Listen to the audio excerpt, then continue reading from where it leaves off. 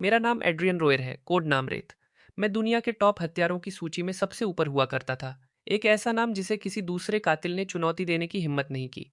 3 साल पहले मैं खून और खंजर की इस जिंदगी से तंग आ गया। मैंने एक फर्जी हादसे का नाटक किया और उस अंधेरी दुनिया से हमेशा के लिए गायब हो गया। मैंने अपनी पहचान बदली और इस शांत तटीय शहर में आ गया जहां मुझे कोई नहीं जानता था। मैं सुबह 9 से शाम 5 बजे तक काम करने वाला एक आम दफ्तरी कर्मचारी बन गया। हर दिन मेट्रो में ठंस कर जाना और सस्ता खाना खाना। और सच कहूँ तो मुझे यह जिंदगी बहुत पसंद आई, खासकर मिया से मिलने के बाद। मिया मॉरिसन मेरी मंगेतर है, धूप जैसी खिली खिली लड़की। उसे मेरे अतीत के बारे में कुछ नहीं पता। वह सोचती है कि मैं गांव का एक साधारण लड़का हूं जो शहर में अपनी पहचान बनाने की कोशिश कर रहा है। हम एक दूसरे से बेहद प्यार करते हैं और अगले महीने हमारी शादी होने वाली है। आज वह मुझे शहर की हर आभूषण की दुकान पर ले जाती है। आखिरकार इटरनल हार्ट नाम की दुकान पर वह एक हीरे की अंगूठी के सामने रुक जाती है। इस अंगूठी का नाम स्टारडस्ट है। छोटे छोटे एक बड़े बीज के पत्थर को घेरे हुए हैं जो रोशनी में ऐसे चमक रहे हैं जैसे पूरी आकाशगंगा इसके अंदर समा गई हो। मिया की आंखों में भी वही चमक आ जाती है। वह मुझसे धीरे से पूछती है, एड्रियन, क्या हम ये ले सकते हैं? मैं कीमत के टैग पर नजर डालता हूँ। शून्य की लंबी कतार देखकर मेरा दिल बैठ जाता है। लानत है। 1.3 मिलियन डॉलर, मेरी महीने की तनख्वाह सिर्फ $6,000 है। लेकिन फिर भी मैं मुस्कुराता हूँ और उसके बालों को सहलाता हूँ। बेशक, जब तक तुम्हें यह पसंद है हम इसे ले सकते हैं। लेकिन वह प्यार से मुझे दुकान से बाहर खींच लाती है। यह बहुत महंगी है। चलो कुछ और देखते हैं। यह सिर्फ एक अंगूठी ही तो है। उसकी झूठी मुस्कान देखकर मेरा दिल ऐसे दुखता है जैसे कोई सुई चुभो रहा हो। मैंने कसम खाई थी कि मैं उसे दुनिया की सबसे बेहतरीन चीज दूंगा। मैं उसकी जिंदगी के सबसे खास दिन पर उसे किसी बात का पछतावा नहीं होने दे सकता। उस रात मिया के सोने के बाद मैं बालकनी में जाता हूँ और एक ऐसा नंबर मिलाता हूँ जिसे मैंने 3 साल से दबा कर रखा था। किसी के फोन उठाने से पहले घंटी काफी देर तक बजती रहती है। एक पुरानी सतर्क आवाज सुनाई देती है। कौन है? कि यह मैं हूं। पूरे 30 सेकंड के लिए लाइन शांत हो जाती है। उसकी सांसें भारी हो जाती हैं। रेत, तुम अभी भी जिंदा हो? मुझे पैसों की जरूरत है, बहुत सारे पैसों की। मुझे काम दो, सबसे ज्यादा पैसे देने वाला काम। तुम्हें यकीन है कि तुम 3 साल से बाहर हो? क्या तुमने कसम नहीं खाई थी कि तुम कभी वापस नहीं आओगे? मुझे जितनी जल्दी हो सके 1.3 मिलियन डॉलर चाहिए। मेरी आवाज में बहस की कोई गुंजाइश नहीं थी। क्या भरता है? सच में एक काम है। $100 मिलियन का इनाम, $50 मिलियन एडवांस। क्लाइंट को सिर्फ एस क्लास का हत्यारा चाहिए। किसी ने इसे छूने की हिम्मत नहीं की। लेकिन चूंकि तुम मांग रहे हो तो यह तुम्हारा हुआ। मेरी भौहें तन जाती हैं। इनाम बहुत ज्यादा है, इसका मतलब है कि टारगेट बहुत खतरनाक। मुझे फाइल भेजो। क्लाइंट का कोड नाम है। फाइल एनक्रिप्टेड है। तुम्हारे पुराने इनबॉक्स में भेज दी गई है। याद रखना, नाकामी का कोई विकल्प नहीं है। मैं फोन काटता हूँ और अपना धूल जमा लैपटॉप खोलता हूँ। मैं उस लगभग भूले हुए इनबॉक्स में लॉगिन करता हूँ। सबसे ऊपर एक बिना पढ़ा ईमेल चुपचाप पड़ा है। मैं अटैचमेंट खोलता हूँ और एक लंबा जटिल पासवर्ड टाइप करता हूँ। जिस पल फाइल अनलॉक होती है और एक फोटो सामने आती है, मेरे शरीर का एक एक कतरा खून जम जाता है। फोटो में एक आदमी जेब्रा क्रॉसिंग पर खड़ा होकर बत्ती का इंतजार कर रहा है। उसके चेहरे पर एक हल्की मुस्कान है। मैं उस चेहरे को अच्छी तरह पहचानता हूँ क्योंकि वह आदमी मैं ही हूँ। मैं स्क्रीन के सामने सुन पड़ जाता हूँ। पैर से लेकर सिर तक एक ठंडी सिहरन दौड़ जाती है। किसी ने मेरे ही सिर पर $100 मिलियन का इनाम रखा है। तभी मेरा फोन बजता है कि का एक संदेश। क्लाइंट एम ऑनलाइन है। वह तुमसे बात करना चाहती है। एक एन्क्रिप्टेड चैट विंडो खुलती है। अवतार पूरी तरह काला है। कोड नाम है। फिर एक ठंडी पंक्ति दिखाई देती है। क्या तुम्हें टॉप लेवल का हत्यारा नहीं होना चाहिए? यह सिर्फ एक ही टारगेट है। तुम्हें फैसला लेने में इतना समय क्यों लग रहा है? मैं अपनी जेब से एक सिगरेट निकालता हूँ। मैं इसे सुलगाता हूँ। निकोटीन दिमाग को थोड़ा शांत कर देता है। ये इंसान कौन है? मेरे द्वारा खत्म किए गए किसी परिवार का बचा हुआ सदस्य या किसी ऐसे व्यक्ति का भाई जिसे मैंने सीधे नर्क भेजा था। 30 साल से मुझे लगा कि मेरी पहचान पूरी तरह छिपी है। कौन मुझे इतनी सटीकता से ढूंढ सकता है और यह भी जानता है कि मैं रेत हूँ? एक लंबी खामोशी के बाद मैं स्क्रीन पर अपने ही चेहरे को घूरता हूँ। मेरी उंगलियां कीबोर्ड पर धीरे से चलती। मैं एक लाइन भेजता हूँ। मिसम, आप उसे कैसे मारना चाहेंगी? दूसरी तरफ शांति छा जाती है, जैसे उसने इस सवाल की उम्मीद ही न की हो। एक लंबे ठहराव के बाद वह आखिरकार जवाब देती है। मैं चाहती हूँ कि वह अपनी जिंदगी के सबसे खुशी के दिन मरे। मैं चाहती हूँ कि वह स्वर्ग से सीधे नरक में गिरने का स्वाद चखे। मैं चाहती हूँ कि वह अपनी ही शादी में मरे। वे 3 शब्द, अपनी ही शादी, मुझे एक जहरीले खंजर की तरह लगते हैं जो मेरे दिल के सबसे कोमल हिस्से में सीधे उतर जाते हैं। मेरी सांसें ठंडी पड़ जाती हैं। सिगरेट की राख मेरे हाथ के पीछे गिरती है, लाल निशान बना देती है। लेकिन मुझे कुछ महसूस नहीं होता। वह जानती है कि मेरी शादी होने वाली है। यह बात मुझे इस बात से ज्यादा डराती है कि वह मुझे मारना चाहती है। मेरा दिमाग अतीत के हर दुश्मन के बारे में सोचने लगता है। यह ढूंढने की कोशिश करता है कि मेरी मौजूदा जिंदगी के बारे में इतना सब किसे पता हो सकता है। मैं अपने अंदर के तूफान को दबाता हूँ और टाइप करना जारी रखता हूँ। कोई बात नहीं, लेकिन उसे मारने के लिए 100 मिलियन डॉलर बहुत ज्यादा लगते हैं। मैं उसकी परीक्षा ले रहा हूँ। टारगेट के सिर पर रखी कीमत इस बात पर निर्भर करती है कि उसकी सुरक्षा कितनी मजबूत है। एक साधारण दफ्तरी कर्मचारी पर 100 मिलियन डॉलर सबसे बड़ा खतरा दिखाता है। उसका जवाब तुरंत आता है, वह इस लायक है, क्योंकि वह रेत है। सिर्फ वही नाम 100 मिलियन डॉलर का है। मेरी पुतलियां सिकुड़ जाती हैं। वह सिर्फ यह नहीं जानती कि मैं अब कौन हूं, वह मेरा सबसे गहरा राज जानती है। और मैं नहीं चाहती कि वह आसानी से मरे। मैं चाहती हूं कि तुम पहले उसकी हर उम्मीद को कुचल दो, उसका नाम बर्बाद कर दो, सबको उसके खिलाफ कर दो, उसे एक पिटा हुआ कुत्ता बना दो जिस पर हर कोई थूकता है। और आखिरकार जब उसे लगे कि उसके पास कुछ नहीं बचा है, तब उसे आखिरी वार दो। योजना कितनी क्रूर है। यह सिर्फ बदला लेने के लिए हत्या नहीं है, यह सिर्फ नफरत से भरा टॉर्चर है। डिपॉजिट कब आएगा? कभी भी किसी भी अकाउंट में जो तुम कहो ठीक है, मैं यह काम लेता हूँ। मैं लैपटॉप बंद करता हूँ और बालकनी में खड़ा हो जाता हूँ। ठंडी रात की हवा को अपने चेहरे पर महसूस करता हूँ। मेरा दिमाग तेजी से घूम रहा है। कोई है जो जानता है कि मैं रेत हूँ, कोई है जो जानता है कि मेरी शादी होने वाली है, कोई है जो मुझसे दिल से नफरत करता है, और कोई ऐसा जो 100 मिलियन डॉलर दे सकता है। यह सूची बहुत छोटी है। 3 साल पहले मैंने अपने आखिरी गिरोह का सफाया किया था, गोल्डन ट्रायंगल पर राज करने वाला एशफोर्ड सिंडिकेट। मैं तब आदेशों का पालन कर रहा था। एक ही रात में मैंने अपनी निजी सेना के साथ एशफोर्ड परिवार के सभी 127 सदस्यों का सफाया कर दिया था। क्या यह एशफोर्ड परिवार का कोई बचा हुआ सदस्य हो सकता है? लेकिन मैंने उनकी फाइलें देखी थी। कोई भी मिसिम के विवरण से मेल नहीं खाता। तो आखिरकार यह कौन है? मैं वापस बेडरूम में जाता हूँ और मियाँ के सोते हुए चेहरे को देखता हूँ। उसके होठों पर एक मीठी सी मुस्कान तैर रही है, जैसे वह किसी सुंदर सपने में खोई हो। मेरे सीने में ममता की एक लहर उठती है, और साथ ही मारने की एक ना रुकने वाली सनक भी। तुम जो भी हो, तुम्हें उस पर अपनी नज़र कभी नहीं गड़ानी चाहिए थी।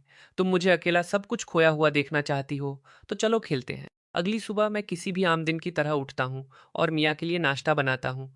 वह मुझे पीछे से गले लगाती है, अपने गाल को मेरी पीठ से रगड़ती है। एड्रियन, तुम सबसे अच्छे हो। मैं मुड़ता हूँ और उसकी नाक दबाता हूँ। जाओ हाथ मुंह धो लो, वरना काम के लिए देर हो जाएगी। मैं उसे बाथरूम में जाते हुए देखता हूँ और मेरे चेहरे की मुस्कान गायब हो जाती है। उसकी जगह बर्फ जम जाती है। मैं के को एक विदेशी बेनाम अकाउंट के साथ संदेश भेजता हूँ। 1 मिनट से भी कम समय में मेरा फोन बजता है। 50 मिलियन डॉलर मिल गए हैं, पैसे आ गए हैं, इसलिए अब खेल शुरू होता है। मैं ऑफिस से एक दिन की छुट्टी लेता हूँ। पहली चीज जो मुझे करनी है वह है एम को अंधेरे से बाहर निकालना। अगर वह मेरी हर हरकत पर नजर रख सकती है, तो उसकी नजर मेरे आसपास जरूर होगी, या कोई हाईटेक सर्विलांस डिवाइस होगा। मैं अपने छोटे से अपार्टमेंट के कोने हाइफन कोने को खंगालता हूँ। सोफे की गद्दियाँ, बिस्तर के नीचे, लैंप के अंदर, कोई भी जगह जहां बग या पिनहोल कैमरा छिपाया जा सके। मैं एक भी जगह नहीं छोड़ता, लेकिन मुझे कुछ नहीं मिलता। मैं सोफे पर बैठ जाता हूँ और गहराई से सोचने लगता हूँ। अगर यह शारीरिक जासूसी नहीं है, तो यह कोई नेटवर्क हैक होना चाहिए। क्या उसने मेरा फ़ोन हैक किया है, या मियाँ का? मैं बहाना बनाता हूँ कि मियाँ का फ़ोन धीमा चल रहा है, और उसे साफ करने की पेशकश करता हूँ। मैं हर कोना चेक करता हूँ। कोई ट्रोजन नहीं, कोई बैकडोर नहीं, कुछ भी नहीं। मैं सोचता हुआ शांत बैठा रहता हूँ। यह मुश्किल से और मुश्किल होता जा रहा है। यम किसी असली भूत की तरह है, अदृश्य लेकिन हर जगह। वह मेरे बारे में सब कुछ जानती है और मैं उसके बारे में कुछ नहीं जानता। मुझे यह एहसास पसंद नहीं है। मुझे सब कुछ अपने नियंत्रण में रखने की आदत है, किसी और के बिसात की गोटी बनने की नहीं। उस शाम मियाँ काम से बहुत उत्साहित होकर घर लौटती है। हनी, आज मैं इटरनल हार्ट के पास से गुजरी। क्लर्क ने मुझे बताया कि किसी ने स्टारडस्ट खरीद ली है। तुम्हें क्या लगता है कि वह कौन हो सकता है? मुझे बहुत जलन हो रही है। मेरे अंदर कुछ हलचल होती है। मैं उसकी मासूम मुस्कान को देखता हूँ और प्यार से पूछता हूँ, क्या तुम्हें सच में वह अंगूठी इतनी पसंद थी? वह कसकर सिर हिलाती है। फिर उसका चेहरा थोड़ा उतर जाता है। मुझे वह पसंद थी, लेकिन इससे कोई फर्क नहीं पड़ता जब तक यह तुम्हारी तरफ से हो। सोडा कैन की रिंग भी मुझे खुश कर देगी। मैं मुस्कुराता हूँ और अपनी जेब से एक छोटा मखमली डिब्बा निकालता हूँ। मैं इसे उसके सामने खोलता हूँ, तो इसे देखो। क्या तुम्हें यह पसंद है? जब वह स्टॉर्डस्ट को डिब्बे के अंदर चुपचाप पड़ा देखती है, तो मियाँ के हाथ उसके मुंह पर चले जाते हैं, आंखों में आंसू आ जाते हैं। वह खुद को मेरी बाहों में फेंक देती है। उसकी आवाज़ कांप रही होती है। एड्रियन, तुम्हें इतने सारे पैसे कहाँ से मिले? मैं उसके लंबे बालों को सहलाता हूँ और धीरे से कहता हूँ, मेरी लॉटरी लगी थी, बस इसे खरीदने लायक। यह एक बहुत ही बकवास बहाना है, लेकिन मेरे पास कोई और रास्ता नहीं है। मियाँ मुझ पर शक नहीं करती। वह बस खुशी में डूब जाती है, मेरी बाहों में रोती और हंसती है। मैं अंगूठी उसकी उंगली में पहना देता हूँ। रोशनी में उसकी उंगली और अंगूठी बेहद खूबसूरत लग रहे हैं। और ठीक उसी पल मेरा फोन फिर से बजता है। एम का एक संदेश, सिर्फ एक फोटो। इसमें मैं झुककर मियाँ की उंगली में अंगूठी पहना रहा हूँ। एक प्यारा बेहतरीन पल, लेकिन एंगल उसके लिविंग रूम की खिड़की के बाहर से है। मेरी रीढ़ की हड्डी में एक ठंडी सिरन दौड़ जाती है और पूरे शरीर में फैल जाती है। एक 7वीं मंजिल की खिड़की के बाहर। इसका मतलब है कि या तो वह किसी पेशेवर लॉन्ग रेंज टेलीफोटो लेंस का इस्तेमाल कर रही है, जो सामने की छत से मुझे देख रही है, या वह ड्रोन का इस्तेमाल कर रही है। जो भी हो, उसके उपकरण बहुत आधुनिक हैं और मेरी हरकत पर नजर रखी जा रही है। एम का दूसरा संदेश तुरंत बाद आता है। अंगूठी खूबसूरत है। अफसोस की बात है कि इसे पहनने वाला हाथ जल्दी ठंडा पड़ जाएगा। यह सीधा खतरा मेरी आंखों में जहरीले सांप की तरह रेंगता है। अनजाने में ही मेरी बाहें मियाँ के गिर्द कस जाती हैं। उसे एहसास होता है कि कुछ गड़बड़ है। वह चिंता से ऊपर देखती है। एड्रियन, क्या तुम ठीक हो? तुम ठीक नहीं लग रहे। मैं जल्दी से अपनी पकड़ ढीली करता हूँ और जबरदस्ती मुस्कुराता हूँ। कुछ नहीं। तुम्हें इस तरह देखकर बस बहुत खुशी हो रही है। मैंने जो कुछ भी किया है वह इसके लायक है। मेरा दिमाग तेजी से दौड़ रहा है। शांत रहो, मुझे शांत रहना होगा। हालात जितने बुरे होंगे मैं उतना ही अपना आपा नहीं खो सकता। वह चाहती है कि मैं गुस्सा हूँ, चाहती है कि मैं कोई गलती करूँ और अपनी कमजोरी दिखाऊं। मैं खुद को शांत करता हूँ और वापस टाइप करता हूँ। मिस एम, आप टारगेट की निजी जिंदगी में बहुत ज्यादा दिलचस्पी ले रही हैं। यह अच्छी आदत नहीं है। इससे मेरा फैसला प्रभावित हो सकता है। मैं बस तुम्हें याद दिला रही हूँ कि काम को मत भूलो और टारगेट के लिए कोई भावनाएं मत जगाओ। आखिरकार तुम ही हो जिसे उसे खत्म करना है। उन शब्दों को देखकर मुझे सच में हंसी आ जाती है। वह सच में सोचती है कि उसने मुझे फंसा लिया है। मेरी उंगलियां स्क्रीन पर तेजी से चलती हैं। शांत रहो। एक पेशेवर कभी जज्बाती नहीं होता। पैसे आ गए हैं, काम हो गया है। उस रात मैं बमुश्किल सो पाता हूँ। मैं लिविंग रूम के अंधेरे में मूर्ति की तरह बैठा रहता हूँ। आंखें खिड़की पर टिकी होती हैं। मैं इंतजार कर रहा हूँ उस चीज के दोबारा सामने आने का जो मुझ पर नजर रख रही है। लेकिन पूरी रात सन्नाटे में गुजर जाती है। उसके पास भी सब्र है। एक वार करो, फिर वापस अंधेरे में छिप जाओ। सुबह तक मेरे पास एक योजना होती है। अगर मैं तुम्हें ढूंढ नहीं सकता तो मैं तुम्हें बाहर आने पर मजबूर कर दूंगा। तुम चाहती हो कि मैं बर्बाद और बदनाम हो जाऊं, सब मुझे छोड़ दे। ठीक है, बर्बादी और बदनामी से ही शुरुआत करते हैं। मैं ऑफिस फोन करता हूं और बताता हूं कि मैं बीमार हूं, मुझे लंबी छुट्टी चाहिए। फिर मैं एक सड़क छाप गुंडे को अपनी कंपनी में अफवाह फैलाने के लिए पैसे देता हूं कि मुझे पैसे गबन करने के आरोप में निकाल दिया गया है और अब पुलिस मेरी तलाश कर रही है। उसी समय मैं पुराने फटे हुए कपड़े पहनता हूँ और शहर के सबसे घटिया बार और जुए के अड्डों में जाना शुरू कर देता हूँ। मैं खुद को पूरी तरह से बर्बाद दिखाता हूँ। हर रात शराब पीता हूँ। अपनी जेब का हर डॉलर जुए में उड़ा देता हूँ, फिर जुआ खाने से कचरे के टुकड़े की तरह बाहर फेंक दिया जाता हूँ।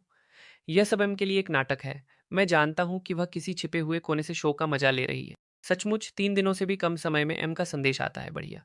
वह अब जैसा दिख रहा है मुझे पसंद आया, जारी रखो। मैं उसे और भी ज्यादा लाचार देखना चाहती हूँ। मैसेज के साथ मुझे कैसीनो से बाहर निकाले जाने की एक फोटो लगी है। तस्वीर में मेरा चेहरा धूल से भरा है और मुंह के कोने पर खून लगा है। मैं एक ठंडी हंसी हंसता हूँ और फोटो डिलीट कर देता हूँ। मछली कांटे में फंस रही है और अब मुझे अपने नाटक में अगले किरदार को लाना है। वह किरदार मियाँ के पिता हैं, मेरे होने वाले ससुर गॉर्डन मॉरिसन। गॉर्डन उन सबसे दिखावटी और हैसियत के भूखे लोगों में से एक है जिनसे मैं कभी मिला हूँ। जब मियाँ मुझे पहली बार घर ले गई थी, तो जिस पल उन्होंने सुना कि मैं बिना घर और गाड़ी वाला एक बाहरी व्यक्ति हूं, उनका चेहरा उतर गया। अगर मियाँ ने खुद को नुकसान पहुंचाने की धमकी न दी होती, तो वह हमारे साथ होने के लिए कभी तैयार न होते। उसके बाद भी जब भी हम मिलते, वह मेरे साथ नफरत से पेश आते। मेरी कही कोई बात सही नहीं होती, हमेशा मुझे नीचा दिखाते। वह मेरी योजना के लिए सबसे बेहतरीन जरिया है। उस दिन मैं जानबूझकर जुए में सब कुछ हार जाता हूँ और अंत में कैसीनो का $30,000 का कर्जदार बन जाता हूँ। गोदना गुदवाए हुए कुछ गुंडे मुझे एक गली में घेर लेते हैं और मेरी जमकर पिटाई करते हैं। मैं पलटकर मुकाबला नहीं करता। मैं बस अपने नाजुक अंगों को बचाता हूँ और उनके घूंसों और लातों को खुद पर सहता हूँ। जब मेरा चेहरा पूरी तरह से सूज जाता है और खून से लथपथ हो जाता है, तब जाकर वे गुर्राते हुए अपनी चेतावनी रोकते हैं। कल तक चुका दो, वरना हम तुम्हारी टांग तोड़ देंगे। मैं टूटे हुए और जख्मी हालत में घिसटते हुए वापस अपार्टमेंट में आता हूँ। जिस पल मियाँ मुझे देखती है, उसका चेहरा पीला पड़ जाता है। वह रोने लगती है और पूछती है कि क्या हुआ।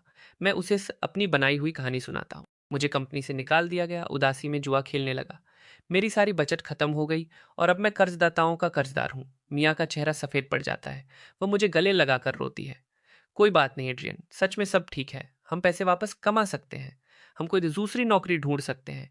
कृपया हार मत मानो। मैं उसकी आंसुओं से भरी आंखों में देखता हूँ और मेरा दिल दर्द से तड़प उठता है। फिर मैं उसे एक तरफ धकेलता हूँ और पागल की तरह अपार्टमेंट में तोड़फोड़ करने लगता हूँ।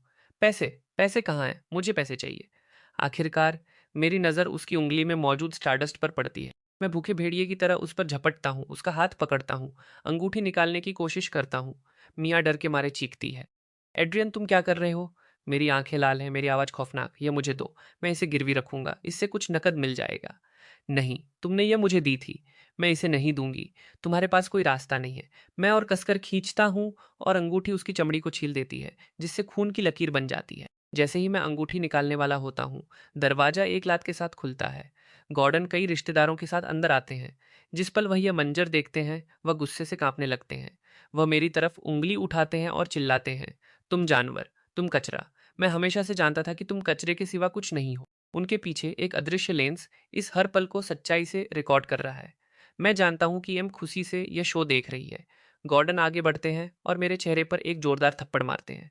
थप्पड़ की गूंज कमरे में सन्नाटा ला देती है। मेरा गाल जलने लगता है, लेकिन मैं हिलता तक नहीं। मेरी आंखों में एक झिझक तक नहीं होती।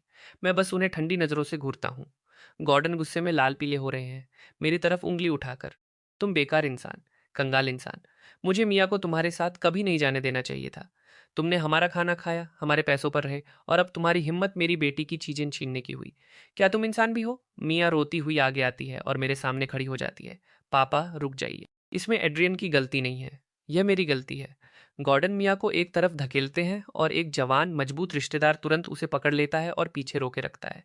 गॉर्डन के पीछे सज हाइफन धजकर खड़ी एक अधेड़ उम्र की औरत, मिया की आंटी विवियन, मुझे नफरत से घूरती हैं। वह ताना मारती हैं, मिया, तुम अभी भी इस घटिया इंसान का बचाव कर रही हो। इसे देखो, इसने हमारे पूरे परिवार को शर्मिंदा किया है। एक और अधेड़ उम्र का आदमी बीच में बोलता है, बिल्कुल सही, हमने उससे कहा था कि यह बेकार है, लेकिन मिया, तुमने नहीं सुना। अब देखो, नौकरी चली गई, जुए की लत लग गई। उसे बहुत पहले ही इसे छोड़ देना चाहिए था। मैं उनके बदसूरत ढोंगी चेहरों को घूरता हूँ। मेरा दिल बर्फ जैसा ठंडा हो जाता है। नाटक जारी रखो, करते रहो। तुम्हारे शब्द जितने कड़वे होंगे, बाद में तुम्हारे चेहरे उतने ही देखने लायक होंगे। गॉर्डन दरवाजे की तरफ इशारा करते हैं और दहाड़ते हैं। एड्रियन, मेरी बात सुनो, अभी इसी वक्त इस घर से दफा हो जाओ। आज के बाद तुम मिया को कभी नहीं देखोगे। शादी रद्द की जाती है। मिया चीख उठती है, उसकी आवाज़ टूट जाती है। पापा, मैं आपसे भीख मांगती हूँ, कृपया एड्रियन को जाने मत दीजिए।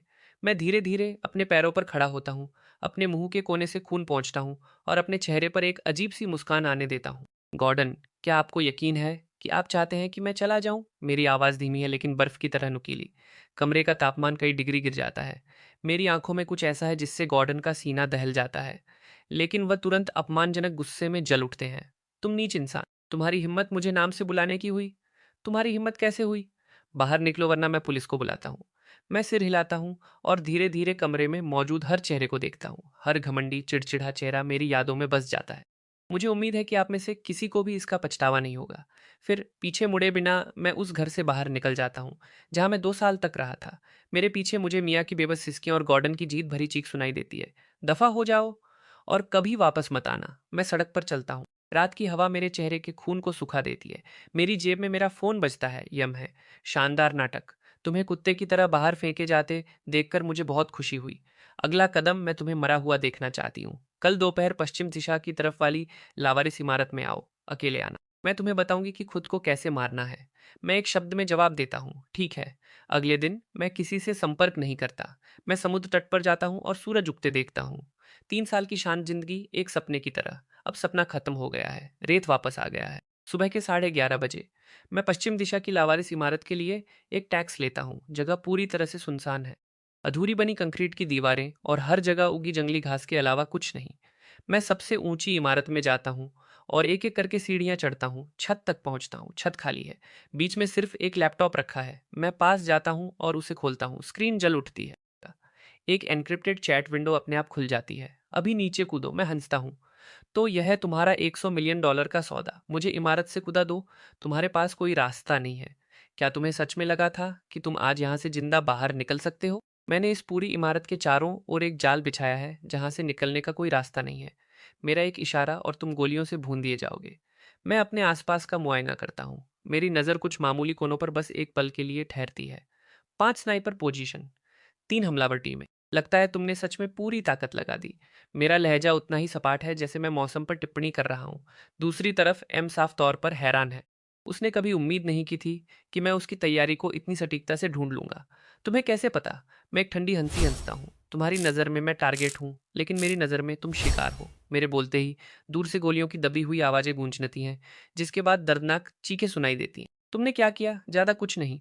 बस तुम्हारे कचरे को साफ करने के लिए कुछ दोस्तों को बुलाया था। आने से पहले मैंने किसी से संपर्क किया था और उससे इन नौसिखिए शूटरों के खिलाफ संगठन की टॉप टीम टीम को लगाने के लिए कहा था। यह वैसा ही है जैसे चींटी को मारने के लिए हथौड़े का इस्तेमाल। एम का लहजा उग्र हो जाता है। तुम्हें लगता है कि यह खत्म हो गया रेत। तुम बहुत नादान हो। मेरा असली तुरुप का पता यहाँ है ही नहीं। मैं छत के कोने पर जाता हूँ, नीचे गहराई को घूरता हूँ। सच में, मेरी प्यारी मंगेतर मियाँ। चैट विंडो पूरी तरह शांत हो जाती है। मेरे होठों के कोने की मुस्कान और चौड़ी हो जाती है। जिस पल तुमने मुझसे मेरी ही शादी में खुद को मारने के लिए कहा था, मुझे तुम पर शक होने लगा था। इस पूरी दुनिया में कोई ऐसा जो जानता है कि मेरी शादी होने वाली है और मुझसे बेहद नफरत करता है, तुम्हारे अलावा कोई और औरत। मैं किसी और के बारे में सोच ही नहीं सकता। तुम्हें कैसे पता चला? क्या तुम जानने के लिए उत्सुक हो? मुझे तुम्हारी हाथों की कठपुतली बनना था। मैंने अचानक पलटवार क्यों किया? मैं रुकता हूँ। मैं हर शब्द धीरे धीरे कहता हूँ, क्योंकि शुरुआत से ही मैंने तुम पर कभी भरोसा नहीं किया, मियाँ। जिस पल मैं उसका नाम टाइप करता हूँ, मैं दूसरी तरफ लाइन पर एम की सांसों की लय को पूरी तरह से बिगड़ते हुए महसूस कर सकता हूँ। वह काफी देर तक खामोश रहती है, इतनी देर कि मुझे लगता है कि वह ऑफलाइन हो गई है। फिर धीरे धीरे एक मैसेज आता है। तुम्हें कैसे पता चला? मैं एक हल्की हंसी हंसता हूँ। क्या यह मुश्किल था? एक आम परिवार की लड़की जो बिना किसी बैकग्राउंड के एक आम कंपनी में काम करती है, वह एडवांस में $50 मिलियन कैसे निकाल सकती है? और उसे रेत कोड नाम कैसे पता चला? तुम्हारा रूप बहुत बढ़िया था, बिल्कुल बेमिसाल। 3 साल तक तुम सीधी, समझदार, दयालु, एक परी की तरह परफेक्ट बनी रही। लेकिन तुम जितनी परफेक्ट थी, उतनी ही बड़ी कमी थी। इस दुनिया में कोई भी सच में परफेक्ट नहीं होता। तुम मुझसे इतनी नफरत करती हो कि मुझे बर्बाद देखना चाहती हो। सब मुझे छोड़ दें और तड़प तड़प कर मारना चाहती हो। इस तरह की नफरत 1 या 2 दिन में पैदा नहीं होती। इसलिए मैंने एशफोर्ड परिवार की फाइलों को खंगाला, वही परिवार जिसे मैंने 3 साल पहले खत्म कर दिया था। और मुझे एक बहुत ही दिलचस्प बात मिली। बूढ़े मिस्टर एशफोर्ड की सबसे प्यारी पोती का नाम मिया एशफोर्ड था। 3 साल पहले वह विदेश में पढ़ाई कर रही थी और उस कत्लेआम से बच गई थी। मिया एशफोर्ड, मिया मॉरिसन। तुमने बस अपना उपनाम बदला है ना? दूसरी तरफ फिर से सन्नाटा छा जाता है। मैं जानता हूं कि मेरा अंदाजा सही था। मेरा हर शक आखिरकार इस एक पल में दूर हो गया। तो 3 साल पहले हमारी पहली मुलाकात से लेकर अब तक का यह सब कुछ पहले से ही तय था। प्यार के भेष में 3 साल का बदल। आखिरकार वह नाटक करना बंद कर देती है। उसके द्वारा टाइप किया गया हर शब्द खूनी नफरत में डूबा हुआ है। एड्रियन, तुम मरने के लायक हो। तुमने मेरे परिवार को तबाह कर दिया। तुमने मेरे दादाजी, मेरे माता पिता, मेरे एक एक रिश्तेदार को मारा। 127 लोगों को। तुम कसाई हो। तुम राक्षस हो। हर रात मैं उनके सपने देखती हूँ। मैं उन्हें खून से लथपथ देखती हूँ, जो मुझसे पूछते हैं कि मैंने उनका बदला क्यों नहीं लिया। मुझे तुमसे नफरत है। मैं तुम्हें टुकड़े टुकड़े कर देना चाहती हूँ। मैं स्क्रीन पर उन गुस्से भरे शब्दों को घूरता हूँ, और फिर भी मेरा दिल अजीब तरह से शांत है। कोई गुस्सा नहीं, कोई उदासी नहीं, एक हलचल तक नहीं। शायद जिस पल मुझे पहली बार उस पर शक हुआ था, मेरा दिल उसी वक्त मर चुका था। मैं एक आखिरी सवाल पूछता हूँ। तो प्यार के ये 3 साल यह सब झूठा था? वह ऐसे रिएक्ट करती है जैसे उसने दुनिया का सबसे मजेदार मजाक सुन लिया हो। हाँ हाँ एड्रियन, तुम बहुत नादान हो। तुम्हें लगता है कि मैं उस आदमी से कभी प्यार कर सकती हूँ जिसने मेरे बाप को मारा? तुम्हारे साथ बिताए हर सेकंड मुझे उल्टी जैसा महसूस होता था। जब भी तुम मुझे छूते थे, मेरा मन खराब हो जाता था। मैं हर दिन नाटक कर रही थी, एक बेवकूफ़ औरत बनने का, तुम्हारे प्यार में डूबने का। तुम्हें उस कसाई को मेरे साथ इतनी नरमी से पेश आते हुए देखना, तुम्हें अपने हाथों से मेरे लिए खाना बनाते हुए देखना, यह दुनिया का सबसे घटिया मजाक था। मैं चाहती थी कि तुमसे प्यार करूं। मैं चाहती थी कि तुम मानो कि तुम्हें अपना ठिकाना मिल गया है, तुम्हें घर मिल गया है। और फिर मैं अपने हाथों से उस सबको तबाह कर दूं, ताकि तुम उस दर्द को चख सको जो मैंने तब महसूस किया था। मैं अपनी आंखें बंद करता हूं और एक गहरी सांस लेता हूं। तो बात यह, जिसे मैंने अपनी सुकून की जगह समझा था, वह कुछ और नहीं बल्कि एक नर्क था जो उसने मेरे लिए ध्यान से बनाया था। जब मैं दोबारा आंखें खोलता हूं, तो उनमें अंतहीन ठंडक के सिवा कुछ नहीं बचता। मिया एशफोर्ड, खेल खत्म हो गया है। नहीं, यह खत्म नहीं हुआ है। तुम्हें लगता है कि तुम जीत गए? तुम्हें लगता है कि कुछ स्नाइपरों को मार गिराने का मतलब है कि तुम सुरक्षित हो? मैं तुम्हें बताती हूँ, असली शो तो अभी शुरू हो रहा है। क्या तुम मुझसे शादी नहीं करना चाहते थे? क्या तुम मुझे एक घर नहीं देना चाहते थे? मैं तुम्हें अब वह मौका दूंगी। कल हमारी शादी के तय दिन पर मैं चर्च में शादी का जोड़ा पहनकर तुम्हारा इंतजार करूंगी। लेकिन हमारी शादी के मेहमान आम मेहमान नहीं होंगे। वे दुनिया के कोने कोने से आए टॉप हत्यारे होंगे, जो सभी तुम्हारे सिर पर रखे उस भारी इनाम के लिए आए हैं। मैं तुम्हारी शादी को तुम्हारी मौत के दिन में बदल दूंगी। मैं पूरी दुनिया को दिखाऊंगी कि कैसे महान रेत उस औरत के हाथों मारा गया जिससे वह प्यार करता था। एड्रियन, क्या तुम आने की हिम्मत करोगे? मैं स्क्रीन पर उसकी चुनौती को देखता हूँ और हंस पड़ता हूँ। इतनी जोर से हंसता हूँ कि मेरा सीना कांप उठता है। फिर मैं धीरे से कुछ शब्द टाइप करता हूँ। कल मैं वहाँ आऊँगा। न केवल मैं आऊँगा, बल्कि मैं तुम्हारे लिए एक ऐसा शादी का तोहफ़ा लाऊँगा, जिसकी तुम कभी कल्पना भी नहीं कर सकती। मैं कनेक्शन काट देता हूँ और छत पर काफ़ी देर तक खड़ा रहता हूँ, हवा को बहने देता हूँ। समुद्री हवा लावारिस लोहे और कंक्रीट के बीच से गुजरती है। एक धीमी चीखने जैसी आवाज़ करती है, जैसे खोई हुई आत्माओं का विलाप हो। मेरा दिल इस मृत इमारत की तरह है, बर्बाद और खाली, जिसमें फिर कभी धूप नहीं दिखेगी। मियाँ एशफोर्ड मियाँ। मैं उस नाम को तब तक बार बार दोहराता हूँ जब तक कि मेरी जीभ का स्वाद कड़वे जंग जैसा ना हो जाए। 3 साल तक सब कुछ साझा करना, सुख दुख में प्यार करना, सिर्फ एक सोची समझी धोखाधड़ी थी। जिस प्यार पर मैंने यकीन किया वह उसके बदले की तलवार थी। जो दिल मैंने उसे दिया था वह उसकी नज़रों में सबसे बेवकूफ़ाना नाटक था।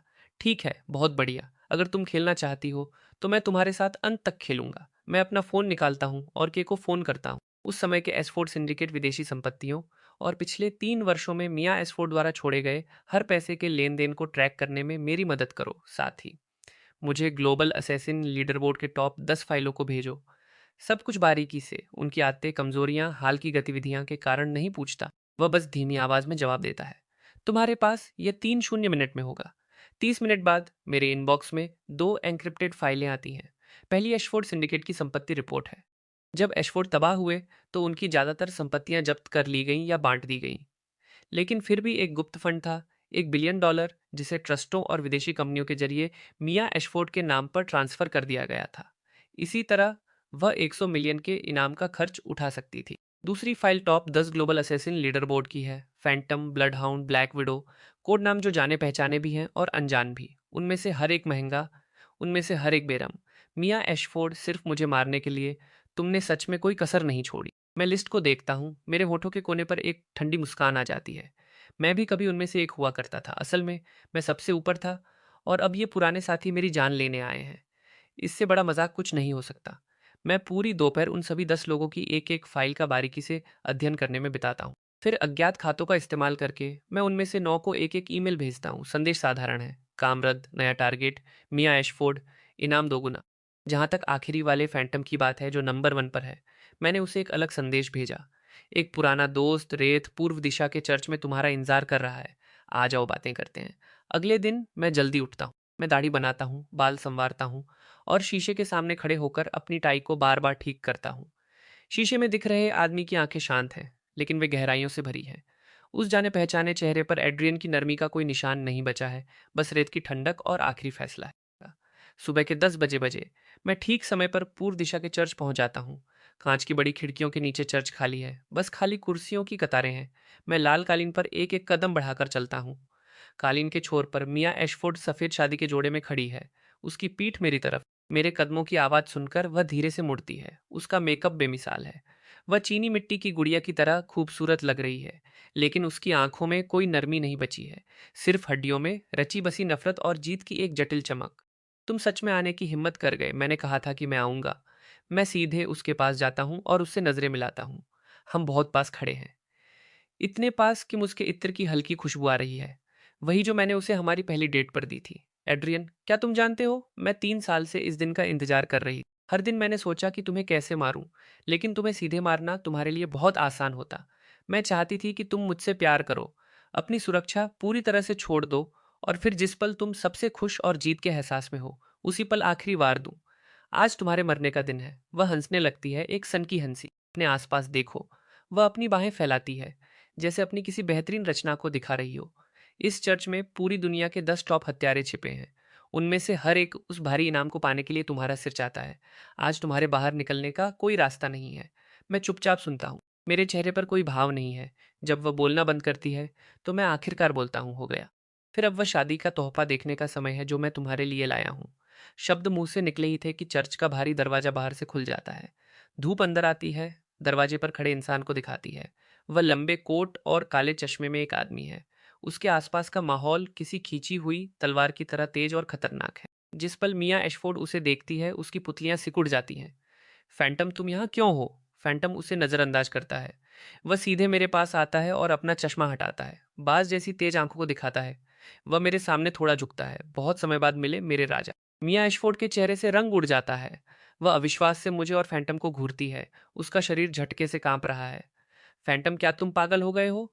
तुम्हें अंदाजा भी है कि तुम क्या कह रहे हो? वह सिर्फ रेत है, सिर्फ एक कातिल। फैंटम अपना सिर घुमाता है और उसे ऐसे देखता है जैसे किसी बेवकूफ को घूर रहा हो। उसके लहजे में नफरत टपकती है। अज्ञानी औरत, तुमने सोचा रेत सिर्फ एक कोड नाम था।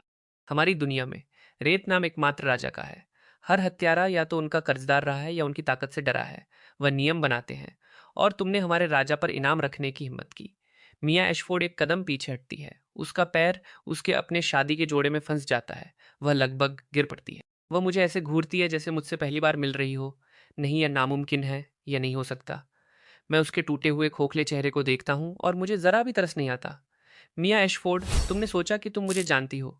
सच तो यह है कि तुम कुछ नहीं जानती। तुमने सोचा कि तुमने एक ऐसा जाल बिछाया है जिससे निकलने का कोई रास्ता नहीं है।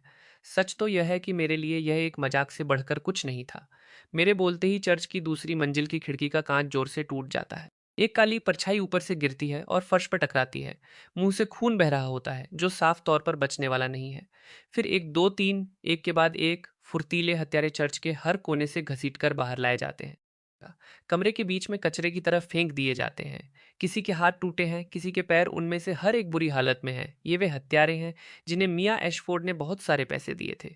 फैंटम के अलावा बाकी 9 टॉप हत्यारे और जिन्हें गिराया गया है वे उनके पूर्व साथी हैं, ब्लड हाउंड, ब्लैक विडो। ऐसे नाम जो ब्लैक मार्केट में लोगों को कंपा देते हैं। लेकिन अभी वे सबसे वफादार गार्डों की तरह मेरे सामने घुटने पर झुके हैं। चर्च में सन्नाटा छा जाता है। मियाँ एशफोर्ड फर्श पर गिर पड़ती है। उसका सफेद शादी का जोड़ा अब धूल से भर गया है। उसका मेकअप आंसुओं से धुंधला हो गया है। उसकी आंखें खाली हैं। वह खुद से बड़बड़ाती है, कैसे, यह कैसे हो सकता है, यह कैसे हो सकता है।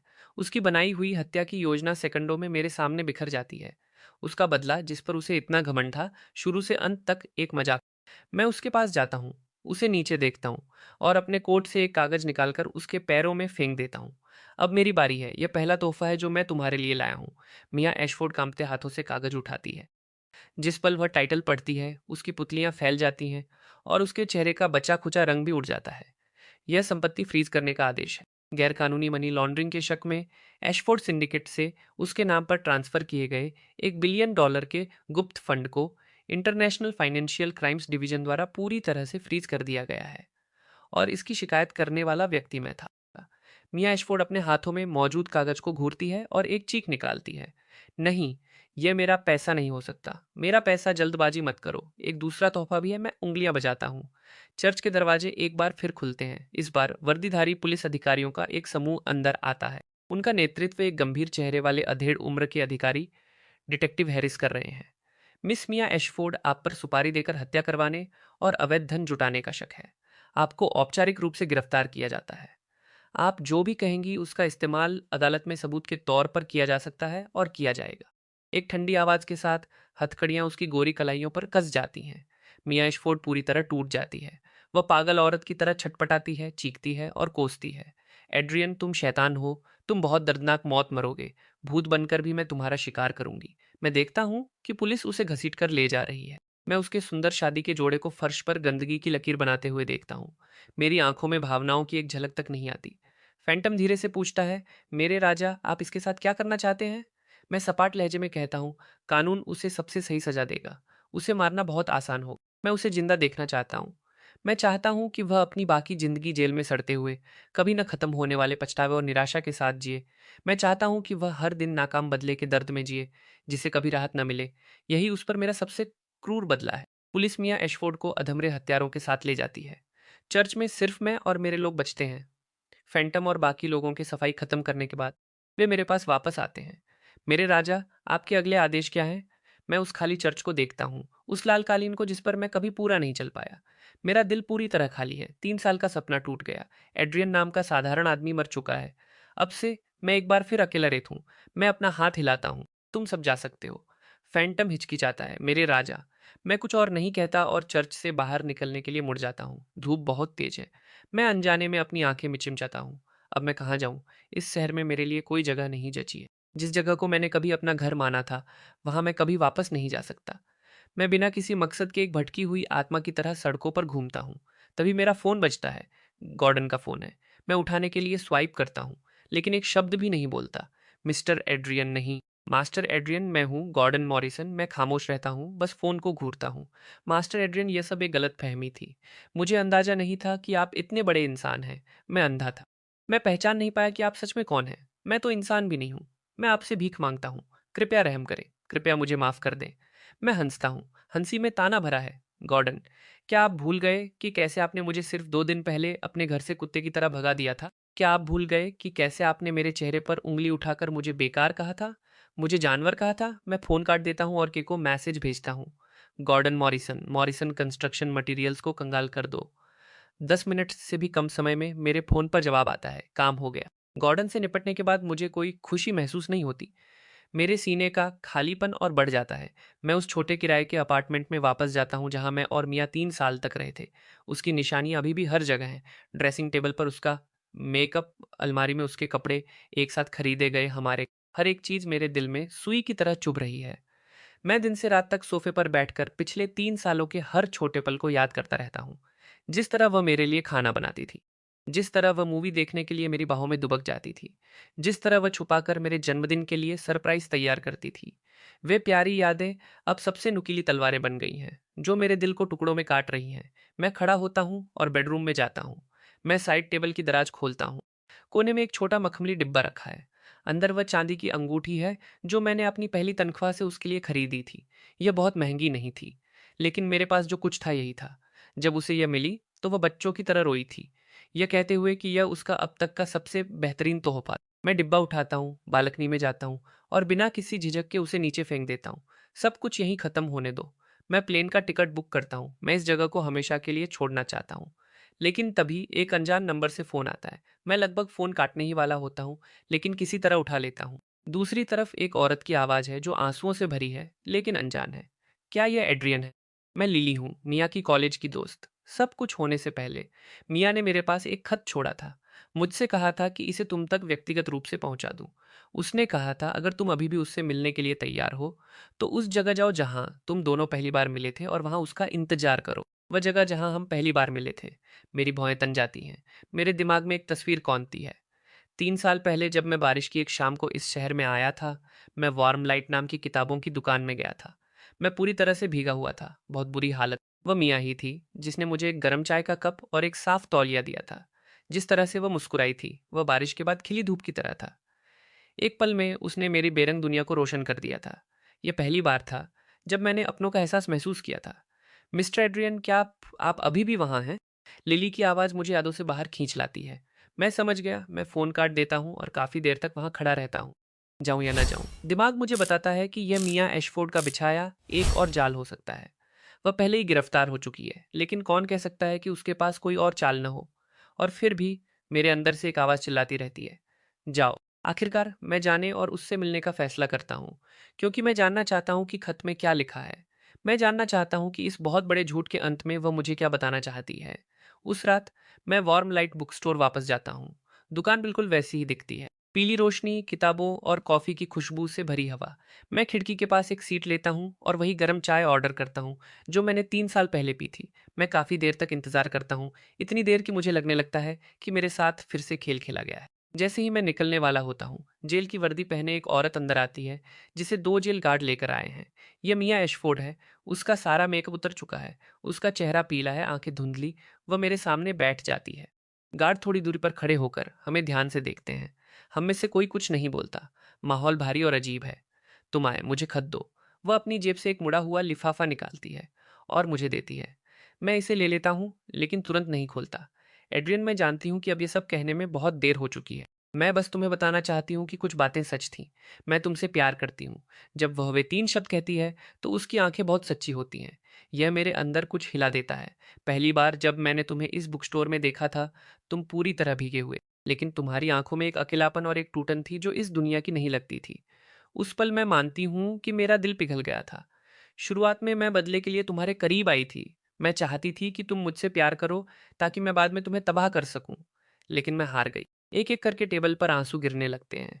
इन 3 सालों में तुम मेरे साथ बहुत अच्छे रहे। इतने अच्छे कि मैं नफरत भूल गई। इतने अच्छे कि मैं बस तुम्हारे साथ अपनी जिंदगी बिताना चाहती थी। अनगिनत बार मैंने बदला छोड़ने और तुम्हारे साथ एक साधारण जिंदगी जीने के बारे में सोचा। लेकिन मैं अपने परिवार को नहीं भूल सकी। मैं 100 से ज्यादा एशफोर्ड के खून के कर्ज को नहीं भूल सकी। हर एक दिन मैं प्यार और नफरत के बीच खुद को कोसती रही। मैं अपना आपा खो रही थी। इसलिए मैं उस पागलपन भरी योजना के साथ आई। मैंने सोचा कि अगर तुम मर जाओगे तो सब खत्म हो जाएगा, मैं आखिरकार आज़ाद हो पाऊंगी। वह टेबल पर गिरकर फूट फूट कर रोने लगती है। मैं चुपचाप सुनता हूँ। लिफाफे को इतनी कसकर पकड़ने से मेरी उंगलियां सफ़ेद पड़ जाती हैं। वह अपने आंसुओं से भरे चेहरे को उठाकर मुझे देखती है। एड्रियन, यह खत मैंने तुम्हारे साथ मरने का फैसला करने से पहले लिखा था। तब मैंने सोचा था कि अगर मैं मर भी गई तो कम से कम मैं चाहती थी कि तुम जानो कि मैं सच में कैसा महसूस करती थी। इसे अब तुम्हें देकर कम से कम मैं मान सकती हूँ कि एक आखिरी इच्छा पूरी हो गई। मिलने का समय खत्म हो गया है। गार्ड उसे ले जाने के लिए पास आता है। वह खड़ी होती है और मुझे गहराई से देखती है। उसकी आंखें निराशा और दुख से भरी हैं। एड्रियन, मुझे माफ कर देना। मुझे सच में बहुत अफसोस है और कृपया मुझे भूल जाना। उसे ले जाया जाता है। वह बुक स्टोर के दरवाजे से गायब हो जाती है। मैं वहां अकेला बैठा रहता हूँ, अपने हाथ में उस जलते हुए खत को थामे, जैसे मैंने किसी गर्म लोहे को पकड़ रखा हो। मैं खत को तुरंत नहीं खोलता। मैं इसे अपने सीने से लगाता हूँ और बुक स्टोर से निकल जाता हूँ। बाहर शहर की बत्तियां जल रही हैं। हर जगह गाड़ियां आ जा रही हैं। लेकिन मैं इस पूरी जिंदगी में खुद को पूरी तरह से अलग थलग महसूस करता हूँ। मैं खाली अपार्टमेंट में वापस जाता हूँ। यह यहाँ मेरी आखिरी रात हो सकती है। मैं सोफे पर बैठता हूँ और खत निकालता हूँ। मेरे हाथ थोड़े कांप रहे हैं। मैं एक गहरी सांस लेता हूँ और लिफाफे को फाड़ता हूँ। अंदर एक पतला कागज का टुकड़ा है जिस पर बहुत ही सुंदर और दर्द भरी लिखावट है। एड्रियन, जब तक तुम यह खत पढ़ोगे हो सकता है कि मैं अब इस दुनिया में न रहूं। कृपया मेरी खुदगर्जी और मेरी क्रूरता को माफ कर देना। 3 साल तक मैं प्यार और नफरत के बीच फंसी रही। हर एक दिन एक तड़प था। तुम्हारे लिए मेरा प्यार सच था, तुम्हारे लिए मेरी नफरत सच थी। वे दो भावनाएं जहरीले सांपों की तरह थी जो मेरे दिल से लिपटी हुई थी और दिन रात उसे डस रही थी। मैंने अनगिनत बार हमारे भविष्य की कल्पना की। बिना नफरत वाला भविष्य जहां सिर्फ हम दोनों हों, हमारा अपना घर हो, हमारा एक प्यारा सा बच्चा होगा। हम धीरे धीरे एक साथ बूढ़े होंगे। लेकिन मैं ऐसा नहीं कर सकी। जब भी मैं अपनी आंखें बंद करती, मुझे मेरा परिवार खून से लथपथ मरता हुआ दिखता। मैं भूल नहीं सकी। मुझे भूलने की इजाजत नहीं थी। इसलिए मैंने इस आखिरी क्रूर रास्ते को चुना, अपने परिवार के सम्मान के लिए तुम्हारी मौत का इस्तेमाल करना।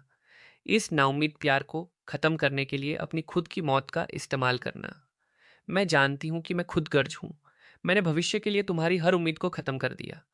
मैंने हमारे बीच जो कुछ भी था सब कुछ तबाह कर दिया। अगर अगला जन्म होता है तो मुझे उम्मीद है कि हम फिर से किसी आम दिन मिलेंगे। तुम रेत नहीं होगे, मैं मियाँ एशफोर्ड नहीं होंगी। हम दुनिया के हर दूसरे आम जोड़े की तरह होंगे। एक दूसरे से प्यार करेंगे और जिंदगी भर साथ रहेंगे। एड्रियन, मैं तुमसे प्यार करती हूँ। मैंने 3 साल तक इसके बारे में झूठ बोला, लेकिन इस बार यह सच है। मुझे भूल जाओ, अच्छे से जियो। खत मेरी उंगलियों से फिसल जाता है। मेरी आंखें इतनी तेज जलती हैं कि यह मुझे डरा देती है। तो वह मुझसे प्यार करता था, तो उसने भी संघर्ष किया था और दर्द सहा था। जिस सही धोखे को मैं समझ रहा था वो उसकी अपनी ही एक सजा थी। मैं अपना चेहरा ढकता हूँ। मेरे कंधे मेरे नियंत्रण से बाहर होकर कांपने लगते हैं। हर वो एहसास जिसे मैंने इतने लंबे समय से दबा कर रखा था, इस एक पल में बाहर आ जाता है। हमारी यादों से भरे इस अपार्टमेंट में एक बच्चे की तरह मैं जोर जोर से रोता हूँ। उस रात मैं अपने बचे खुचे सारे आंसू बहा देता हूँ। जब सुबह होती है तो मैं खड़ा होता हूँ और लाइटर से खत को जला देता हूँ। लपटें नाचती हैं, उसके शब्दों और मेरी हड्डियों में उकेरे अतीत को राख में बदल देती हैं। मैं एक साधारण बैग पैक करता हूँ। इस अपार्टमेंट से कुछ भी साथ नहीं लेता। मैं अपने फ़ोन से हर कॉन्टैक्ट डिलीट करता हूँ और हर सोशल मीडिया अकाउंट को मिटा देता हूँ। मैं विदेश के लिए सबसे पहली फ़्लाइट बुक करता हूँ, जहाँ मुझे कोई ना ढूंढ सके। जाने से पहले मैं आखिरी बार शहर को देखता हूँ। अलविदा मियाँ, अलविदा एड्रियन। प्लेन बादलों को चीरता हुआ निकलता है, शहर को बहुत पीछे छोड़ देता है। मैं जो जगह चुनता हूँ वह साउथ पैसिफिक का एक दूरदराज का द्वीप है। अपने कुछ पैसों से मैं समुद्र के किनारे एक छोटा लकड़ी का केबिन खरीदता हूँ और सूरज के साथ उगने और अंधेरे के साथ सोने वाली जिंदगी में ढल जाता हूँ। मैं अपने अतीत से जुड़ी किसी भी चीज को फिर कभी नहीं छूता। हर दिन मैं बस मछली पकड़ता हूँ, धूप सेकता हूँ और पढ़ता हूँ। दिन एक के बाद एक बीतते जाते हैं, लेकिन मेरा दिल ठहरे हुए पानी की तरह है। इसकी सतह पर फिर कभी कोई हलचल नहीं होती। मुझे लगा था कि मेरी जिंदगी इसी तरह खत्म हो जाएगी, खामोशी और अकेलेपन में धीरे धीरे अंत की ओर बहती हुई, जब तक कीके का फोन फिर से सन्नाटे को तोड़ नहीं देता। उसकी आवाज जितनी मैंने कभी सुनी थी उससे कहीं ज्यादा भारी है। रेत, कुछ हुआ है। मियाँ एशफोर्ड चली गई, उसने जेल में अपनी जान ले ली। मेरा दिमाग ऐसे खाली हो जाता है जैसे कोई स्विच बंद कर दिया गया हो। कैसे? उसने अपने दांत में छिपी एक गोली निगल ली। बहुत पेशेवर तरीका। जब तक गार्ड्स ने उसे ढूंढा तब तक बहुत देर हो चुकी थी और उसने दीवार पर खून से 3 शब्द लिखे। मुझे लगता है कि तुम पहले से ही जानते हो कि उसने क्या लिखा। मैं फोन को पकड़े रहता हूँ, काफी देर तक बोलने में असमर्थ। मेरे सामने की धूप अचानक बहुत तेज हो जाती है, यहाँ तक कि लहरों की आवाज भी शोर भरी और बर्दाश्त से बाहर हो जाती है। एक और बात है कि आवाज मुझे वापस खींचती है। हमारे लोगों ने कुछ पता लगाया है। मरने से पहले मियाँ एशफोर्ड किसी से मिली थी, जो एशफोर्ड सिंडिकेट का दूसरा सबसे बड़ा अधिकारी था, उसका अपना चाचा विक्टर एशफोर्ड। मेरी यादों में इस आदमी को 3 साल पहले ही मर जाना चाहिए था। मैंने उसे अपने हाथों से मारा था। क्या वो पहले से मरा हुआ नहीं था? उसने अपनी झूठी मौत का नाटक किया। उसने सबको बेवकूफ़ बनाने के लिए एक बॉडी डबल का इस्तेमाल किया और फर्जी पहचान के तहत छिप गया। पिछले 3 सालों से वह चुपचाप अपनी ताकत बढ़ा रहा था। एशफोर्ड परिवार के बचे खुचे लोगों को इकट्ठा कर रहा था और बहुत मुमकिन है कि वही मियाँ एशफोर्ड के बदले की पूरी योजना के पीछे का मास्टरमाइंड था। मेरी पुतलियां सबसे नुकीली, सबसे खतरनाक सुइयों की तरह सिकुड़ जाती हैं। मेरे सीने के अंदर से एक न रुकने वाला गुस्सा फूट पड़ता है, जो मेरी सोच के हर आखिरी टुकड़े को जला देता है। मैं धीरे धीरे अपने पैरों पर खड़ा होता हूँ। उस जगह को देखता हूँ जहाँ समुद्र आसमान से मिलता है। मेरी आंखें साइबेरियाई बर्फ की तरह ठंडी हो जाती हैं। वह अब कहाँ है? थाईलैंड। वह अब वहाँ के सबसे बड़े हथियार तस्करों में से एक है। उसके बारे में जो कुछ भी है मुझे भेज दो। मैं उसे मरा हुआ देखना चाहता हूँ। वह मियाँ के पास कब्र में जाने वाला है। 3 दिन बाद मैं बैंकॉक की सड़कों पर हूँ। गर्म सूरज और घनी नमी वाली हवाई मेरे अंदर की ठंडक को पिघला नहीं। मैं अब वह एड्रियन नहीं हूँ जो एक शांत जिंदगी जीने के लिए रिटायर होना चाहता था। मैं फिर से रेत बन गया हूँ, ठंडा और बेरहम। मेरा निशाना एक आदमी है। विक्टर एशफोर्ड की फाइलों के मुताबिक विक्टर एशफोर्ड का पावर बेस उत्तरी बैंकॉक के एक एस्टेट में केंद्रित है। वह एस्टेट घर कम और एक मिलिट्री किला ज्यादा है। हर कुछ कदमों पर गार्ड, हर तरफ पूरी तरह से हथियारों से लैस भाड़े के सैनिक और हर जगह हाई डेफिनेशन कैमरे। यहाँ तक कि बाहरी इलाके में जमीन के अंदर बारूदी सुरंगें बिछी हुई हैं। सीधे हमला करना खुदकुशी होगी। मैं जल्दबाजी नहीं करता। इसके बजाय मैं एस्टेट के पास एक छोटे से होटल में चेक इन करता हूँ और देखता हूँ, अपने शिकार का अध्ययन करने वाले तेंदुए की तरह सब्र से। मैं एस्टेट के हर गश्ती रास्ते का नक्शा बनाने में पूरे 2 दिन बिताता हूँ। शिफ्ट बदलने का समय, कैमरों के अंधेरे कोने और विक्टर एशफोर्ड की अपनी दिनचर्या। वह बेहद सावधान है। वह शायद ही कभी घर से बाहर निकलता है। 8 निजी बॉडीगार्ड हर समय उसके साथ रहते हैं। उनमें से हर एक पूर्व विशेष बल का जवान है। उसके पास कोई मौका ढूंढना लगभग नामुमकिन है। तीसरी रात मौका आता है। विक्टर एशफोर्ड एक अंडरग्राउंड नीलामी के लिए शहर जा रहा है। यह मेरा सबसे सही मौका है। उस रात मैं वेटर की वर्दी पहनता हूँ और उस होटल में घुस जाता हूँ जहाँ नीलामी हो रही है। नीलामी का फ्लोर लोगों से खचाखच भरा है, हर तरह के लोग। मैं भीड़ के बीच से गुजरता हूँ। मेरी आंखें वीआईपी सेक्शन में पहली पंक्ति में बैठे आदमी पर टिकी हैं, विक्टर एशफोर्ड। वह 3 साल पहले की तुलना में बहुत बूढ़ा दिखता है, लेकिन उसकी आंखें उतनी ही काली और बेरहम है। ड्रिंक की ट्रे हाथ में लिए मैं एक एक कदम उसकी ओर बढ़ता हूँ। 10 मीटर, 5 मीटर, 3 मीटर। उसका एक बॉडीगार्ड सतर्क होकर मुझे देखता है। मैं अपना सिर झुकाता हूँ और पूरी तरह से सीधा व्यवहार करता हूँ। ठीक उसी पल जब मैं उसके पास से गुजरता हूँ, मेरी कलाई हिलती है। चावल के दाने से भी छोटा एक ट्रैकिंग डिवाइस चुपचाप उसके सूट के जैकेट के निचले हिस्से पर चिपक जाता है। काम पूरा होने के बाद मैं ऐसे चला जाता हूँ जैसे कुछ हुआ ही न हो और भीड़ में गायब हो जाता। नीलामी खत्म होने के बाद विक्टर एशफोर्ड की गाड़ियों का काफिला पूरी ताकत के साथ होटल से बाहर निकलता है। मैं पहले से तैयार की गई मोटरसाइकिल पर सवार होता हूँ और दूरी बनाकर पीछे चलता हूँ। गाड़ियों का काफिला वापस एस्टेट की तरफ नहीं जाता। यह शहर के बाहरी इलाके में एक लावारिस गोदी की तरफ जाता है। मेरे दिमाग में कुछ आता है। लगता है आज रात एक और नाटक होने वाला है। मैं बाइक को दूर खड़ा करता हूँ और रेंगते हुए पास जाता हूँ। गोदी पर विक्टर एशफोर्ड कुछ विदेशियों से बात कर रहा है, साफ तौर पर किसी तरह का सौदा कर रहा है। दर्जनों भाड़े के सैनिक उनके चारों ओर पहरा दे रहे हैं। हथियार तैयार हैं। पूरी गोदी को सील कर दिया गया है। मैं एक भूत की तरह शिपिंग कंटेनर की परछाई में बैठ जाता हूँ। अपने मौके का इंतजार करता हूँ। सौदा जल्दी खत्म हो जाता है। विदेशी अपने केस लेकर चले जाते हैं। विक्टर एशफोर्ड के चेहरे पर एक संतुष्ट मुस्कान फैल जाती है। वह अब अपनी कार में बैठने ही वाला है। मैं अपनी बेल्ट से साइलेंसर लगी पिस्तौल निकालता हूँ और ट्रिगर दबाता हूँ। एक बार, 2 बार, गोदी पर लगी लाइटों पर निशाना साधते हुए।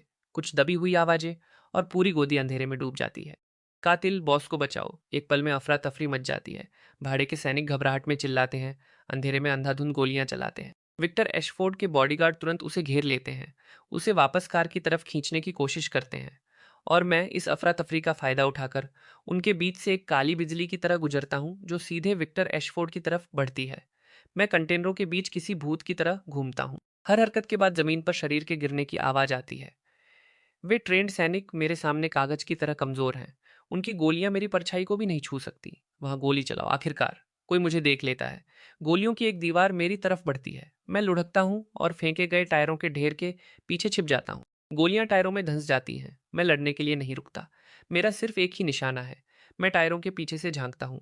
आंखें सीधे विक्टर एशफोर्ड पर गड़ाता हूँ, जो अभी भी अपने गार्डों से घिरा हुआ है।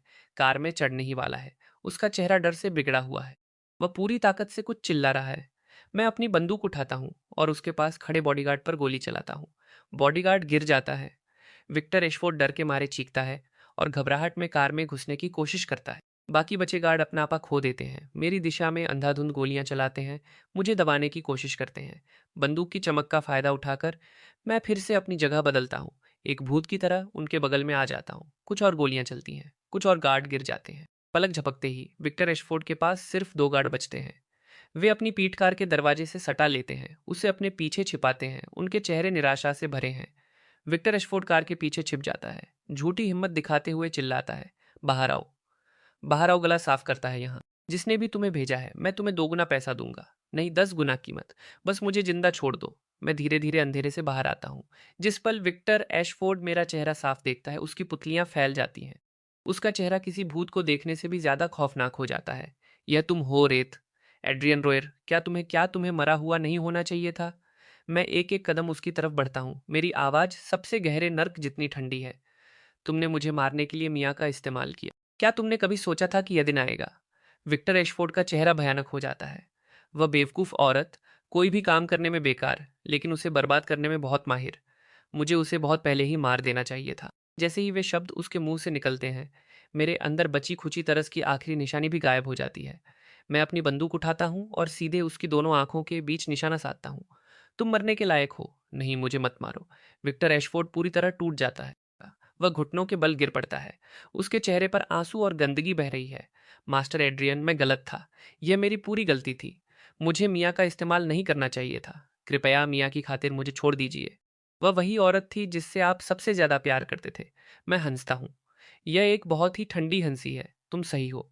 वह वही औरत थी जिससे मैं सबसे ज्यादा प्यार करता था। इसलिए मैं तुम्हें उससे व्यक्तिगत रूप से माफी मांगने के लिए नीचे भेज रहा हूँ। मैं बिना किसी हिचकिचाहट के ट्रिगर दबा देता हूँ। एक अकेली तेज गोली। विक्टर एशफोर्ड की भौहों के बीच एक खूनी छेद बन जाता है। उसके चेहरे का भाव खौफ और अविश्वास में जम जाता है। वह सीधे पीछे गिरता है। आखिरी 2 गार्ड अपने बॉस के शरीर को घूरते हैं। उनकी सारी हिम्मत खत्म हो जाती है। वे अपने हथियार गिरा देते हैं और घुटनों के बल गिरकर रहम की भीख मांगने लगते हैं। मैं उन पर एक नज़र भी नहीं डालता। विक्टर एशफोर्ड से निपटने के बाद मैं मुड़ता हूँ और वापस अंधेरे में चला जाता हूँ। मैं अब थाईलैंड में नहीं रुकता। मैं उतनी ही चुपचाप चला जाता हूँ जितना आया था। मैं साउथ पैसिफिक के उस छोटे से द्वीप पर वापस नहीं जाता। उस जगह में बहुत ज़्यादा दुख है, ऐसी बातें जिन्हें मैं भूलना चाहता हूँ लेकिन भूल नहीं सकता। मैं दुनिया में भटकना शुरू कर देता हूँ। मैं सहारा जाता हूँ जहाँ मुझे अंतहीन रेगिस्तान और तारों से भरा आसमान दिखता है।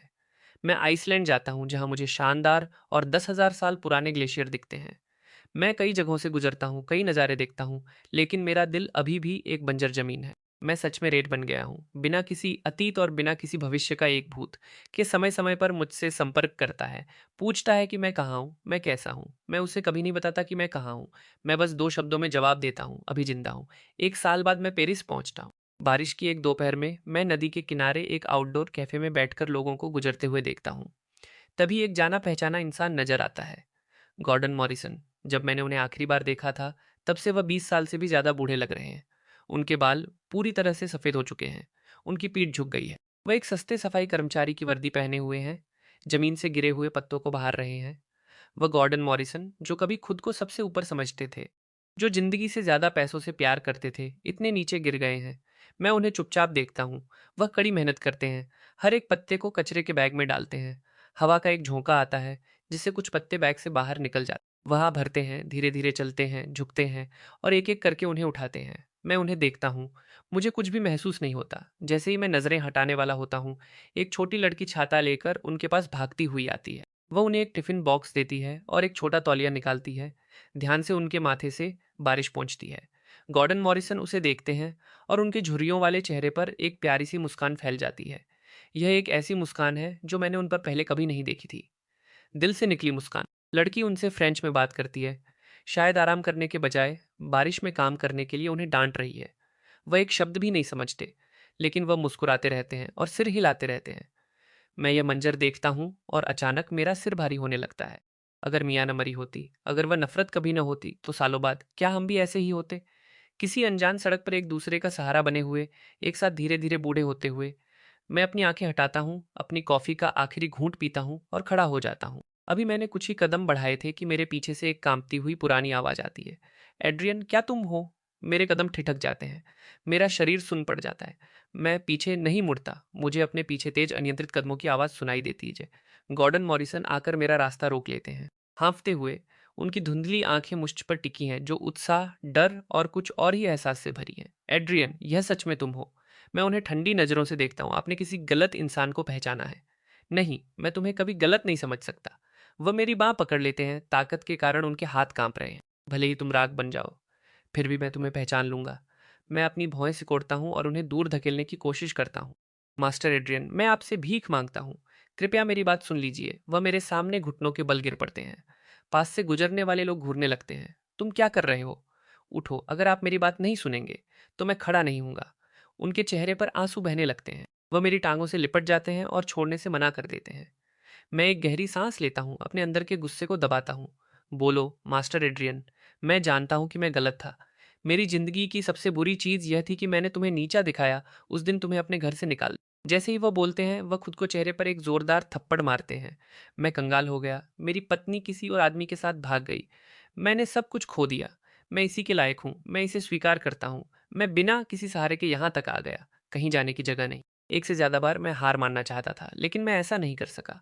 वह अपना सिर उठाते हैं और थोड़ी दूरी पर खड़ी उस छोटी लड़की की तरफ इशारा करते हैं, जो छाते के नीचे खड़ी है, चिंता से हमें देख रही है।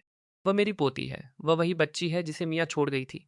मेरा दिमाग ऐसे हिल जाता है जैसे उस पर बिजली गिर गई हो। एक बच्चा, मियाँ का बच्चा। जब मियाँ को पता चला कि वह प्रेग्नेंट है, तो वह तुम्हें बताना चाहती थी, लेकिन तब तक तुम दोनों के बीच सब कुछ खत्म हो चुका था। वह डरती थी कि तुम बच्चे को नहीं चाहोगे, और डरती थी कि विक्टर एशफोर्ड बच्चे को नुकसान पहुंचाएगा। इसलिए उसने चुपचाप उसे जन्म दिया और उसे अपनी कॉलेज की दोस्त लिली के पास छोड़ दिया। मियाँ के जाने के बाद लिली ने मुझे ढूंढा और बच्ची जी को मुझे सौंप दिया। उसने कहा, यह बच्ची मियाँ की इकलौती निशानी है और तुम्हारी है। शब्दों ने मुझे बिजली की तरह झकझोर दिया। मैं वहीं जम जाता हूँ। मेरे शरीर का एक एक कतरा खून उल्टा बहने लगता है। मेरा बच्चा, मियाँ और मेरा एक बच्चा है। एक सपने की तरह कदम दर कदम मैं उस छोटी लड़की की तरफ बढ़ता हूँ। वह भी मुझे देखती है। उसकी उज्जवल जीवंत आंखें बिल्कुल मियाँ जैसी दिखती हैं। वह लगभग 4 या 5 साल की है। उसके बालों में 2 छोटी चोटियां हैं। उसके गाल एक सुंदर छोटी गुड़िया की तरह गुलाबी और मुलायम हैं। जब वह मुझे पास आते देखती है, तो वह थोड़ी डर जाती है और गॉर्डन मॉरिसन के पीछे छिप जाती है। बस अपनी उत्सुक आंखों से झांकती है, चुपचाप मुझे देखती है। मेरे सीने के अंदर कुछ इतना कसकर मुड़ता है कि सांस लेना मुश्किल हो जाता है। क्या? उसका नाम क्या है? उसका नाम निया रोयर है, उस माँ के नाम पर जिसे वह हमेशा याद करेगी। मेरे आंसू आखिरकार बह निकलते हैं। मैं धीरे धीरे घुटनों के बल बैठता हूँ और छोटी लड़की की तरफ एक कांपता हुआ हाथ बढ़ाता हूँ। निया, मैं आपका पापा हूँ। छोटी लड़की अपनी बड़ी आंखें मटकाती है। उसका चेहरा उलझन में खाली है। वह वापस गॉर्डन मॉरिसन को देखती है। वह उससे फ्रेंच में कुछ शब्द कहते हैं और मेरी तरफ इशारा करते हैं। छोटी लड़की एक पल के लिए हिचकिचाती है, फिर धीरे से उनके पीछे से बाहर निकलती है। वो मेरे पास आती है, अपना छोटा सा हाथ बढ़ाती है और धीरे से मेरे गाल को छूती है। वह मेरे चेहरे से आंसू पोंछती है। उसका तरीका बिल्कुल मियाँ जैसा है। मैं इसे और नहीं रोक पाता। मैं उसे अपनी बाहों में कसकर भींच लेता हूँ। पापा। फ्रेंच लहजे में मेरी बाहों के अंदर से एक छोटी सी बच्चे की आवाज आती है। मैं उसे ऐसे पकड़ता हूँ जैसे मैंने पूरी दुनिया को पकड़ रखा हो। किसी पल बारिश रुक गई है। आसमान में एक इंद्रधनुष फैल गया है। मैं अपनी बाहों में अपनी बेटी को देखता हूँ। वह मुझे ऊपर देखती है और एक परी की तरह मुस्कुराती है। इस पल मैं जानता हूँ कि रेत मर चुका है। जो जिंदा है वह एड्रियन है।